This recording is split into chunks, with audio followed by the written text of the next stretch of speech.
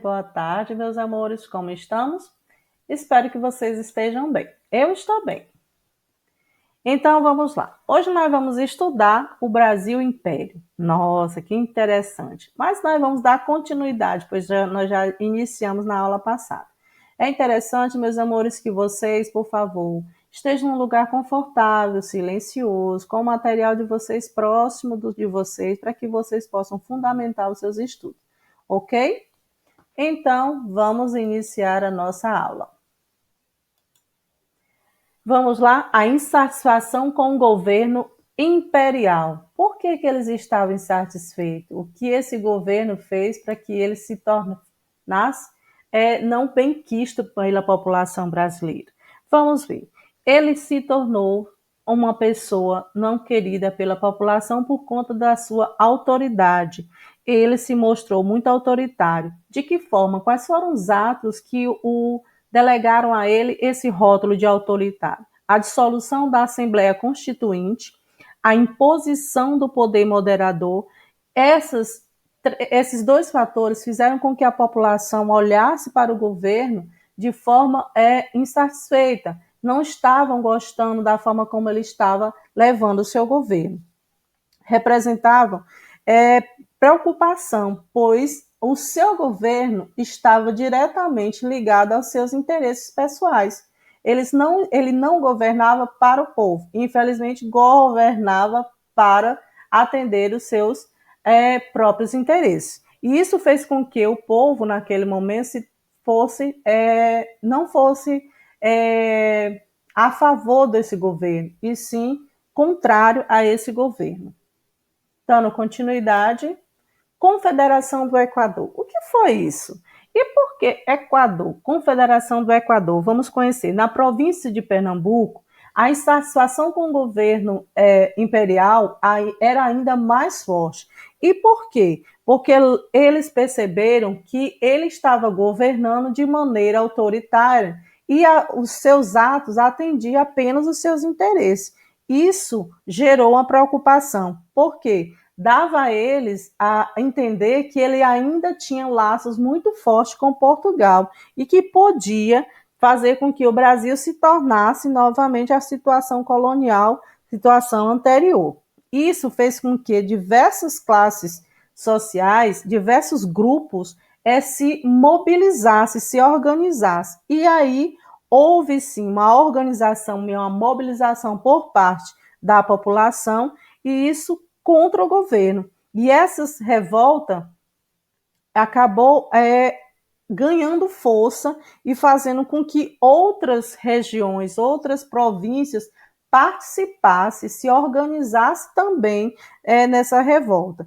E o que esses revoltados, esses revoltosos queriam? Eles queriam menos impostos ao governo central e obter maior autonomia política. Essas propostas dos rebeldes se espalharam pela região Nordeste e receberam apoio de outras províncias. Quais foram essas províncias? Paraíba, Rio Grande do Norte, Piauí e Ceará. Assim, em 1824, em julho de 1824, foi anunciada a proclamação de uma república no Nordeste, chamada Confederação do Equador. E aí aconteceu, a Confederação do Equador foi uma revolta onde estavam reunidos ali outras, além de Pernambuco, outras províncias, por conta da forma como o governo imperial estava governando. Eles tiveram medo que o Brasil tivesse a mesma condição de colônia de anteriormente. Então, dando continuidade, a liderança de Frei Caneca. Mas quem era Frei Caneca? Foi um líder muito importante para aquela época.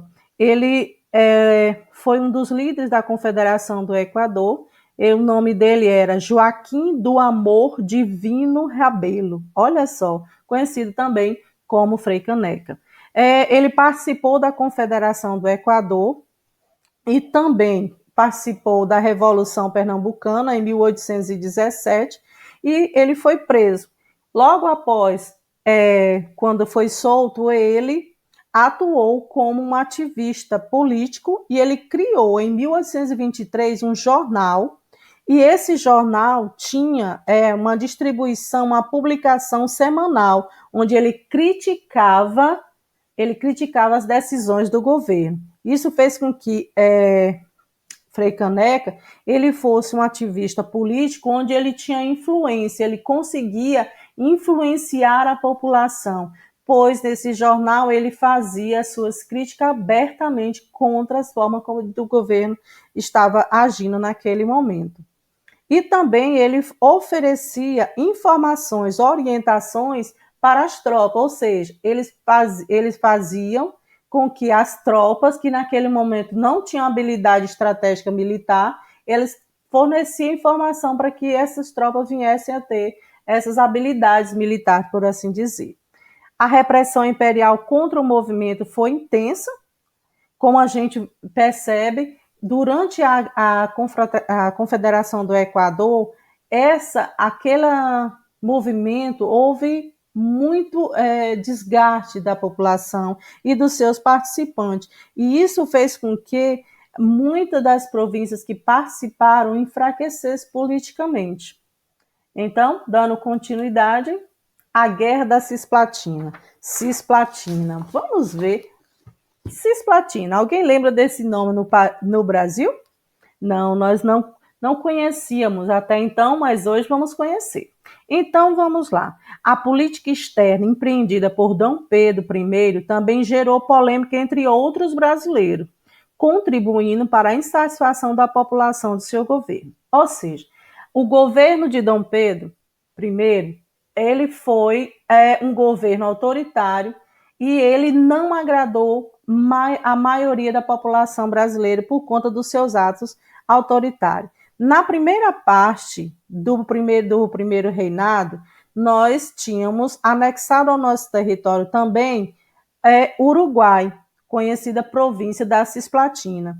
Em 1825, porém, grupos separatistas da Cisplatina declararam sua desvinculação do Império e a anexão às Províncias Unidas do Rio da Prata, ou seja, a Argentina.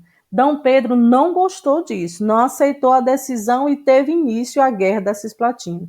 Essa guerra durou 3 anos e foi uma guerra de conflitos intensos, onde houve desgaste para os dois lados, fazendo com que esse conflito não só era terrestre, mas também aconteceu em mar. Houve batalha naval. A guerra trouxe um desgaste para ambos lados e só terminou com a interferência da Inglaterra. Por que a Inglaterra interferiu? A Inglaterra tinha interesses econômicos e comerciais com essas províncias envolvidas e ela fez com que fosse assinado um tratado de paz, onde encerrou o conflito e estipulou a criação da República Oriental do Uruguai, um novo país independente. Então, essa foi a Guerra da Cisplatina. Continuando, Dom Pedro I deixa o governo. Ora, por conta da Guerra da Cisplatina, por conta da forma autoritária que vinha governando o país e, além de não agradar a população, outros segmentos da sociedade também não estavam satisfeitos com ele, ele se sentindo pressionado, em 7 de abril de 1831, Dom Pedro I abdicou do trono em nome do seu filho Pedro de Alcântara e retornou a Portugal. Esse governo já de início se mostrou extremamente autoritário. Os seus interesses estavam o tempo todo sendo privilegiados em detrimento aos interesses da população. E isso passou também a desagradar não só a massa, os mais pobres, mas também outros segmentos da sociedade. Ele se sentiu pressionado e abdicou do trono em nome do seu filho Dom Pedro de Alcântara e retornou para Portugal. Continuando, então essa foi a nossa aula de história de hoje. Eu espero que vocês tenham gostado, que vocês tenham tido uma ótima aula, que vocês possam fazer as atividades de vocês com êxito. É importante, gente, que vocês possam fazer uma leitura do capítulo para que vocês possam assimilar ainda melhor o conteúdo da videoaula. Então, turma, boa tarde, tenhamos todos uma tarde maravilhosa e possamos fazer as atividades com êxito e até a próxima, meus amores. Tchau!